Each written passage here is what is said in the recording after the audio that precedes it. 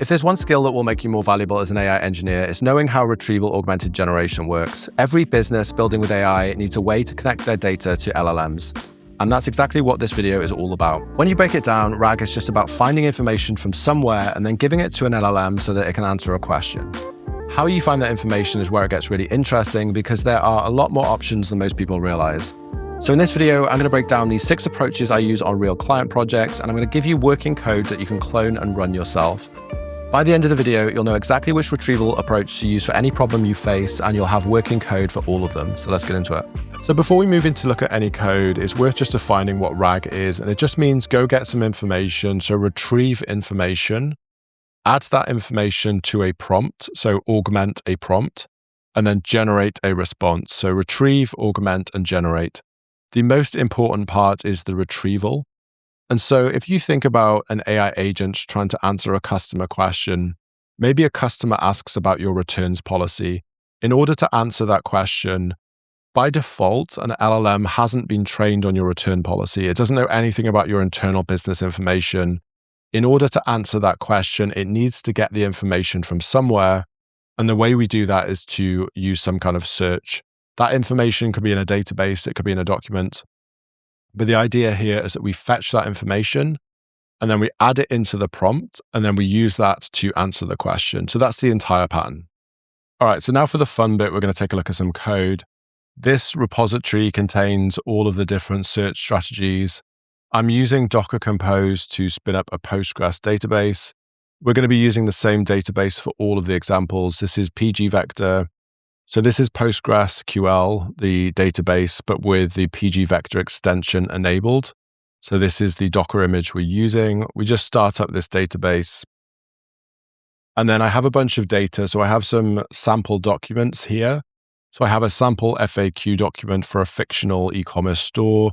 And then I also have a refund policy as well for this store. This is just fictional data. And if we take a look at the database itself, we've got 2 tables. We've got a product table, which is how you might structure this in a typical e-commerce application. And then we also have a document chunks table as well. You're welcome to go and check out this code and take a look around. The code is all going to be linked in the description below, so don't worry about that.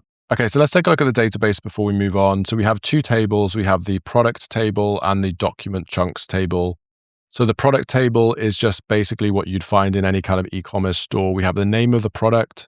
We have the brand, so Trailblazer Pro, the Nike brand. It's got a category, it's got a price, it's got a rating, and then a product description as well. So there are 6 approaches we're going to take a look at in this video. So the first one is document loading, simply just loading a document and putting it into a prompt.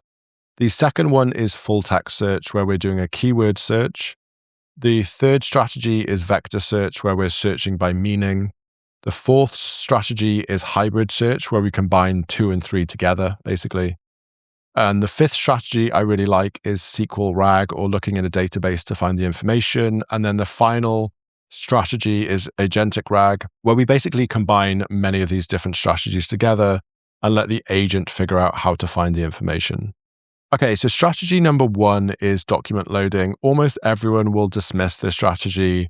It's often dismissed as naive or not scalable, but it's actually a very, very simple and reliable approach that can work well in certain situations. So there are many reasons why you might want to load an entire document.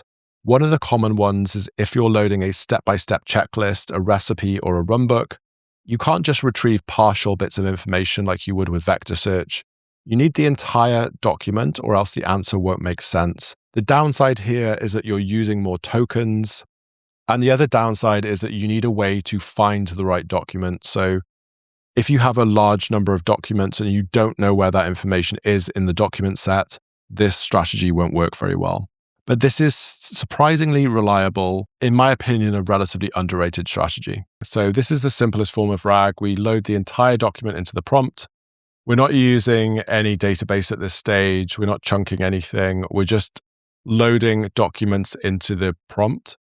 But there are 2 strategies that are worth knowing here. So the naive strategy, which is what most people think of, is just literally reading the file and then sticking it into the prompt. So we have our data directory here. We have an FAQ document. We're literally just loading and reading the file, and then we're inserting it into the prompt. So context is reading the contents of the files, and then we're just basically adding it to the prompt here.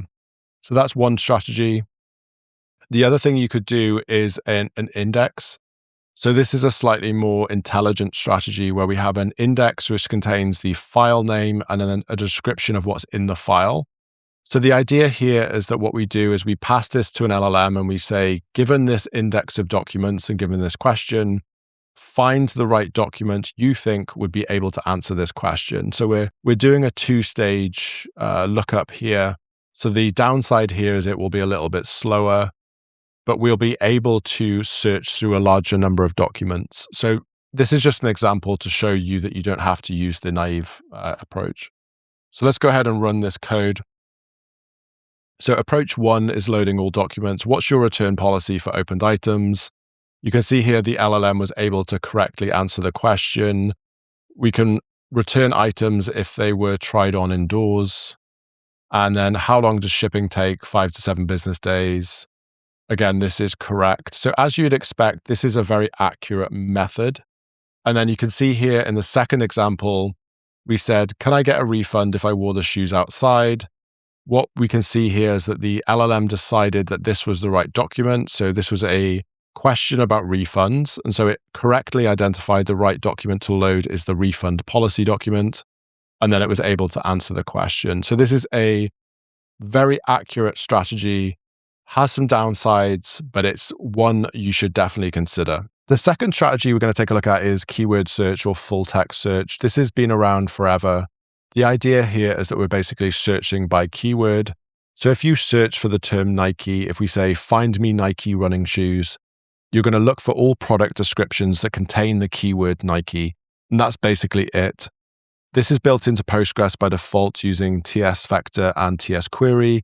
So you don't need any infrastructure. You can just use Postgres, which is really, really handy. But this will break down if you need to search by meaning. If you want to search for comfortable shoes for long distance running, we're only going to find product descriptions that contain the word comfortable. We would miss out on other descriptions related to that, like cushioned or supportive or things like that. So this time we are using the database.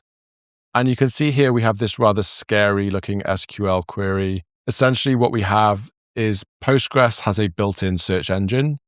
And we're using this function to basically take the query. So web search to TS query will take this blue running shoes query. It will break it down into keywords. And what we do is we can convert the word running into run. So that allows us to match a broader number of keywords. So this will match on running, but it will also match runner and runs as well. And then this scary looking operator is a contains operator. So we're saying, find me any product descriptions that contain these keywords, basically.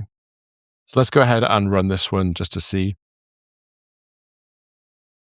So you can see here, we're saying, find me blue running shoes. We correctly pulled out the blue running shoes from the database, and then the answer was correct. Vector search is what most people think about when they hear the term RAG. Basically, what we do, we take a document, we break it down into smaller parts called chunks. We then turn these chunks into vectors and we store them in a vector database. And the idea here is that when we compare a query from a user with what we have in a database, we're looking for things that are similar. So the query comfortable shoes for long distance running would find products described as cushioned midsole or marathon ready, things like that.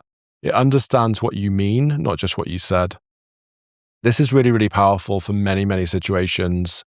It will break down in other situations. If you're looking for shoes under $100, vector search is not a good fit because it can't understand pricing as a filter.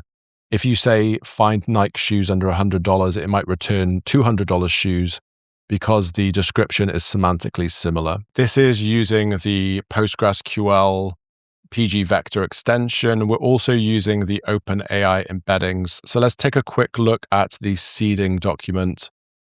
So what we're doing here, we're using a library called docling to parse documents, and we're using the OpenAI library to create the embeddings.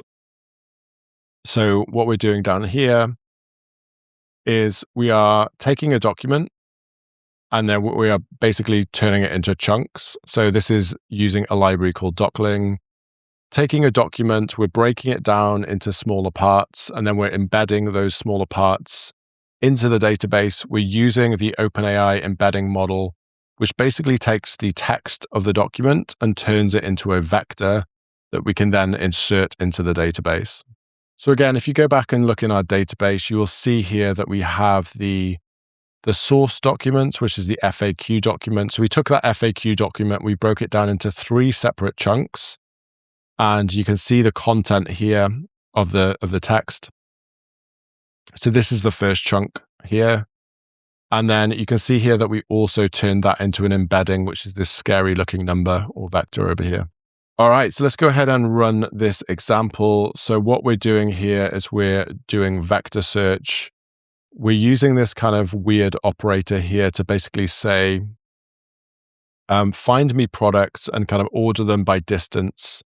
So the scary looking operator measures the distance between 2 vectors. So a smaller distance means that the results have a similar meaning. So you can kind of think about it as measuring how far apart 2 points are on a map. And then we sort this by distance. So we find the closest matches, and then we basically return a subset of those matches. So let's go ahead and run this example. So we're going to say, find me comfortable shoes for long distance running. You can see here it pulled back a bunch of potential options, and then we've ordered them by the most likely. So if we were to go and check out the descriptions of these shoes, comfortable shoes for long distance running, if we were to go back into our database, what we should see here, this Ultra Glide 3000. Let's take a look at why it found this result. Plush cushion sole, designed for marathon training, supportive arch. So you can see here that this was the result. The description didn't contain the word comfortable, but it found that this was the most relevant result. It was the most similar to the word comfortable. And it also contained long distance running as well. So this was the closest match to the query. Okay, so hybrid search is a combination of vector search and keyword search. And the idea here is that we run both searches, and then we combine the results together and basically choose the most likely result. We can combine it with an algorithm typically called reciprocal rank fusion. So if you're not sure what approach to use in production, this is a commonly used default. So if we look for Nike running shoes comfortable for distance, the keyword will find any descriptions containing the word Nike, and then vector search will find any shoes that have some kind of comfortable description, basically. Then we can combine the 2 results together and choose the most likely result. Okay, so example number 4, we're going to take a look at this one, which is hybrid search. We're combining the vector search and the keyword search. We're doing both searches essentially, and then we're combining the results using an algorithm to find the most correct matches. So you can see here the query has 3 parts. The first thing we do is the full text search. You can see here this SQL is a bit intimidating, so don't worry about that. So we first do the full text search, so we find the keyword search results. Then we do the vector search results to find matches that relate to the semantic similarity. And then we combine the 2 using this algorithm here called reciprocal rank fusion.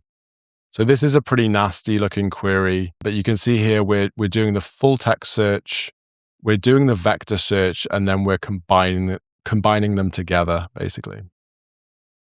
So let's go ahead and run this example. So we're now looking for Nike running shoes comfortable for long distance. You can see here we pulled back a bunch of different options, and these look pretty accurate. We're combining the results from both the keyword matches and the semantic matches as well. So we should be looking for shoes that contain the keyword Nike, but then also things that are semantically similar to the idea of comfortable and long distance as well. Perhaps one of the more surprising strategies that doesn't get talked about a lot is SQL RAG, or basically just looking in a database. It doesn't have to be a SQL database, but the idea here is that most information in a typical business is in a database. If you think about an e-commerce store, the products are typically going to be stored in a database. They're not going to be stored in a document as text. They're going to be in some kind of structured SQL database. This is a really, really powerful strategy because we can find exactly what we need by running a database query. And this just tends to be very reliable. There are two strategies that we can use here. The first one is to pre-construct SQL queries ahead of time or database queries ahead of time. And then we can pass in parameters. So for example, you might have a tool that says find shoes below or above a certain price. So find shoes by price. You could predefine a SQL query and then run that based on the price that the user asks for. The other way to do this is dynamically construct the SQL query. This is really powerful, but it's also much more unreliable and non-deterministic and a bit risky as well. But you can also dynamically allow the agent to construct the SQL query for you. Okay, so strategy number 5 is one of my favorites, and it's, in my opinion, relatively underrated or under-discussed. The idea here is we're just using an SQL database. So we have two ways of doing this. So the first way we can do this is to predefine a query ahead of time. So for example, if we wanted to have a way of looking up shoes within a given price range, we could construct a simple SQL query that says find any products where the price is between these two values. We could define that as a static SQL query and only change the input variable, which is the price, basically. So that's one way to do it. We use these placeholders for query parameters. This is pretty straightforward. And then the second strategy is to basically use an LLM to figure out the right strategy. Okay, so we're just doing the search by predefined SQL queries here. So if we say, show me Nike running shoes under $100, we can extract the parameters from the query. So we're saying the brand is Nike, the category is running, the min price, the max price. So we can basically then convert that into a query. So for this question, show me Nike running shoes under $100, we convert that into an SQL query. So select the name, all of the fields basically from product, where the brand is like this parameter and the category is like this parameter and the price is less than this value. So we're just taking this natural language question and we're basically turning that into a structured SQL query. We get back the right answers.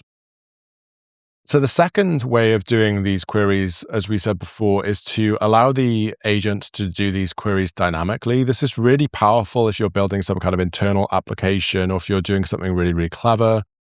Ad hoc analysis, I guess a great example of this might be to do dynamic searching over a database for particular reporting or things like that. If you want to dynamically search the database and then allow the agent to think through the query. This can be really, really powerful, but it's a little bit dangerous. So you might use this more for like an internal product dashboard or something like that. So you can see here, when a user asks a question, we basically turn that into an SQL query. We then execute the query. So we basically use an LLM to figure out what query to use. Then we search the database with that query, and then we use that to answer the question. So let's go ahead and look at this example. So we want to say, show me running shoes under $100 with at least 4 stars. And so this is the query that the LLM has generated. So it's quite a complex query. And you can kind of see the power of this approach. I really like it. It's very, very powerful. LLMs are very good at generating these kind of queries. I like this strategy a lot. If you were to build some kind of analytics tool or like database querying tool for internal use, but I would be a bit more hesitant to use this on a customer-facing product, basically. Okay, so now we're on to our final strategy, which is Agentic RAG. This is basically allowing an agent to pick the right strategy based on the question. So what you can do here is you can give an AI agent multiple different tools to find information. So say if we ask the question, I want to find running shoes under $150, and also what is your returns policy if they don't fit? In order to answer that question, we have to find information from 2 separate places. We have to find information from a SQL database to find shoes under $150, but then we also need to go and look in a document to find the return policy. So the agent can basically look at the question and then look at the tools it has available and figure out which of those tools to invoke to get the right information. The downside here is probably latency, because the agent then has to make a bunch of decisions about what tool to call to get the information. And it maybe will make some bad decisions as well. So it might choose the wrong search term, and then it will have to retry again multiple times. But this is a very powerful strategy. All right, so now on to our final strategy, which is basically using all of the different methods we've looked at before and allowing an AI agent to make a decision about which one to use. So this is useful for complex questions that maybe even require looking in different data sources, or a question where you have like a compound question. Find me products under $100 plus tell me the returns policy is a compound question. We need to search in multiple different places to find the answer there. So again, we just give the agent information about the product schema. But what we do down here is we give the agent access to all of these tools. So this is basically what the agent has access to. So it can take a query and then it can know that it has access to all of these different options to find information. So we've got the load documents, we've got the full text search, we've got the vector search, and we've got the SQL query. And then we've also got the product filter as well. So you can kind of see we've given the agent all of the tools it needs to answer any question. And the agent is going to figure out which of those tools to invoke based on the query. So let's go ahead and take a look at this example. All right, so we're asking the question, I want running shoes under $150, but what's your return policy if they don't fit? So we're using a product filter. So we're doing an SQL query, and then we're also loading a document. So we're doing multiple types of search retrieval. It looks like we correctly pulled out the answer. So this did a good job. We got the right answers here. So as you can see, this is a really, really powerful strategy. The downside here is that there's a little bit more latency because the agent has to figure out how to find the information. It's maybe a little more non-deterministic, but overall, this is a really, really powerful strategy. And it's the kind of strategy that tools like Claude Code use. When they're trying to find things, they're basically doing multiple queries, looking at the answers, and then correcting themselves. So they might search in one file, realize it's the wrong thing, correct themselves, and then go and search somewhere else. So you're relying on the agent to figure out the answer for you. So it's very, very powerful. So my final takeaway, there is no perfect strategy when it comes to retrieval augmented generation. All of these different approaches have different pros and cons and different trade-offs. You want to choose the strategy that makes sense for your particular problem and your particular data. If you enjoyed the video, please remember to like and subscribe. I really, really appreciate it. If you've got any thoughts, let me know in the comments below. Thanks again for watching, and I'll see you in the next video.